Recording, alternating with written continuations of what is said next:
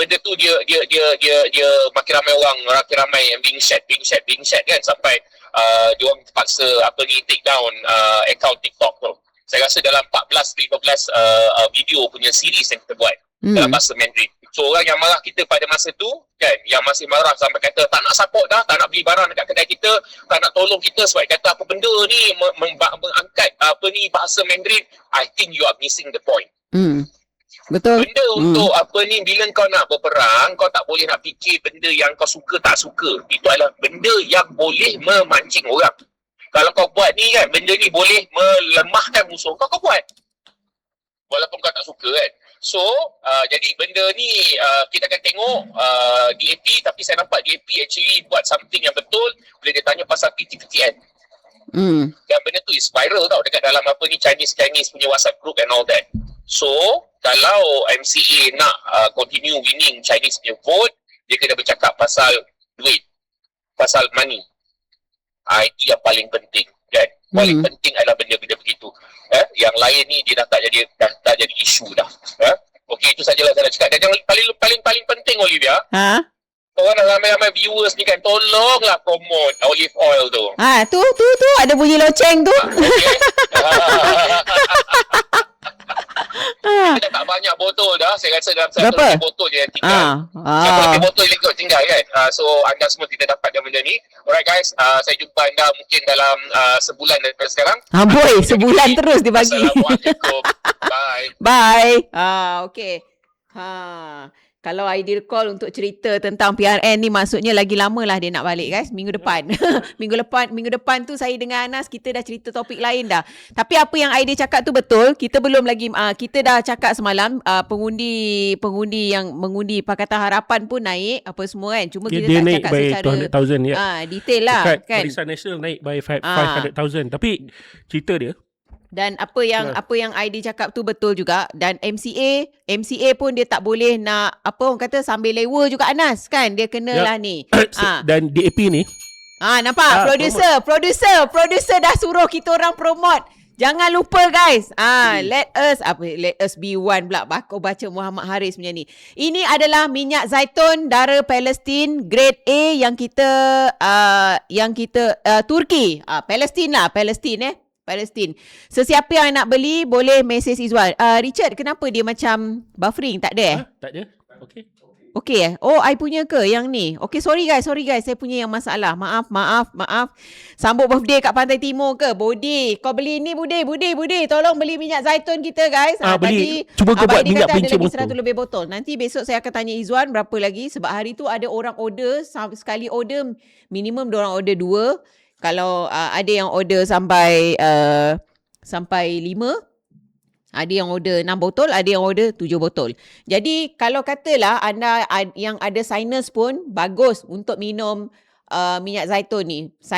Minyak zaitun, sinus boleh kalau ada masalah zaitun pula aku dah terbalik dah cakap. Kalau ada masalah sinus boleh minum minyak zaitun, habatus sauda, saffron, semua tu boleh. Teh moringa. Macam saya sekarang pagi-pagi macam olive oil ni, sebab saya dah suka dia dipakai dekat muka, so saya jimat lah. Saya tak nak lah minum kan.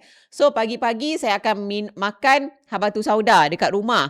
Lepas tu saya dah makan habatus sauda. Lepas tu dekat office saya akan minum teh saffron. Jadi yang ni kalau sesiapa yang nak makan salad yang macam Abang Aidil buat hari tu, boleh juga guna minyak ni, letak dengan cuka apple. Bagus. Sebab dia ada polyphenol. Besok saya akan cerita macam mana dia boleh melembabkan kita punya kulit guys. Especially perempuan. Perempuan kalau yang macam umur 35 tahun ke atas tu, saya galakkan anda semua pakai minyak zaitun ni. Kecuali kalau you ada masalah jerawat. Masalah jerawat yang teruk. Kalau muka kering sangat bagus. Okey, sambung Anas. Tapi DAP ni aku tak rasa dia bukan kena bercakap sebab dia dalam government. Dia takkan buat apa-apa untuk hal ekonomi ni. Dan dia orang pun kita boleh tengok daripada segi apa tau. Daripada segi bukan polisi dia je, daripada segi so-called intellectual yang bersama DAP. Pemikir ekonomi dia lah. Kita ambil contoh Tony Phua dengan Ong Kiam Meng. Dia orang menjaja kerajaan nak lingkup, berbangga dengan so-called penjimatan yang menjahanamkan. So aku tak nampak apa yang DAP boleh buat. Nothing. tak ada maknanya. Dia takkan boleh buat apa-apa, dia tak boleh bagi nasihat yang bagus untuk Anwar. Dia akan terus mainkan sentimen perkauman. Ya. Dia akan terus Sentimen mainkan Najib, 1MDB. sakau. Kita tak boleh buat benda ni pasal Najib sakau. Kita Jimat. kita tak boleh buat hospital kerana Najib sakau. Disebabkan 1MDB hutang sampai 51 bilion. Sampai 51 bilion, macam seolah-olah hutang YNDB tak ada aset. Lepas tu dia takkan boleh buat apa. Dia akan meratip benda yang sama. Kemudian dia akan cuba buat, contohnya dia akan buat so-called black ops. Dalam keadaan orang terdesak ni, kenapa dibuat benda macam tu? Dia fikir benda macam tu boleh meningkatkan undi dia orang. Ya. So dia orang nak pakai boogeyman, ada dua je. Dia orang boleh guna sama ada Perikatan Nasional ataupun Najib.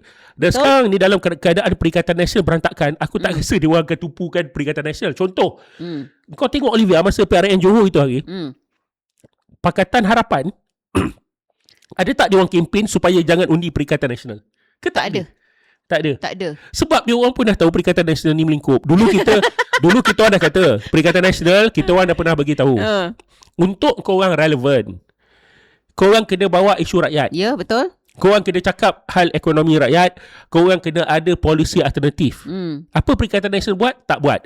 Dan ada elemen dalam Perikatan Nasional aku nak beritahu yang Aidil cakap tadi, yang Aidil kata kita kena juga bercakap untuk masyarakat Cina ni, supaya orang Cina pun sokong kita dan jatuhkan Nana Ibrahim. Bukan pada Cina tau Olivia. Banyak juga orang Melayu, bila kau cerita pasal Melayu ni, dia dah sangsi.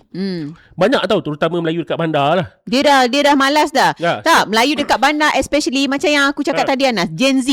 Dia tak kisah dah pasal bangsa, pasal agama ke, dia tak kisah. Pada dia semua adalah sama. Lepas tu bila kita kata untuk Perikatan Nasional ni nampak masuk akal, bukan aku kata mendekati masyarakat Cina, kau kena pergi dekat kuil dia orang, kau kena pergi kau kena pergi sambut tahun baru Cina. Kau kena pakai kalung bunga. Kau kena pakai kalung bunga macam Amanah buat tu sampai masa tahun ayam.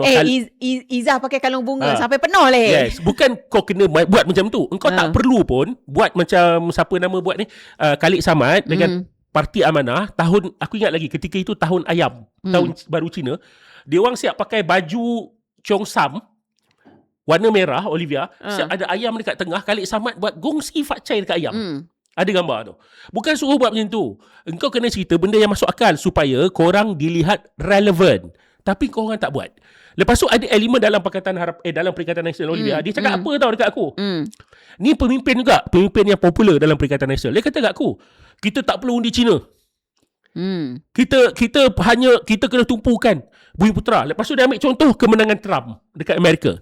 Dia kata kalau kita tengok dekat dunia ni, semua orang dah pergi kepada macam contoh semangat nasionalisme yang lebih-lebih. Kan? Dia tak kata lebih-lebih lah, semangat bangsa, semangat apa dia kata.